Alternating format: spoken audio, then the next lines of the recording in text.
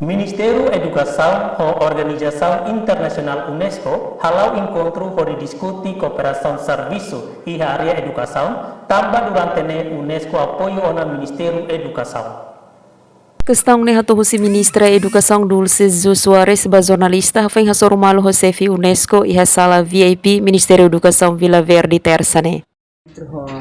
A UNESCO, senhora né, representante da UNESCO ne bema foi Jakarta, nessa audiência que atualiza fila fali, cooperação ne bema durante ne Ministério ihano ho UNESCO, ne durante ne se apoio para kona iha desenvolvimento currículo, iha mos atividade para que escola e buat dia que deves mas UNESCO o expressa kata se latar kat foi apoio para digitalização e educação. Então né, programa ida iha non constitucional non governo non constitucional então a minha aprecia teves e semos e parceiro para se serviço mútuo para tare programa ne belaba wen Dulce dehan buat diak nebe UNESCO expressa katak sirahakarak atau fo apoio ba digitalização educação. Nunemos diretora UNESCO Maki Katsuno Hayashikawa dehan iha encontro ne siramos congratula ministra tama foi assumir cargo ministra educação. Jacinta Siqueira, STL News.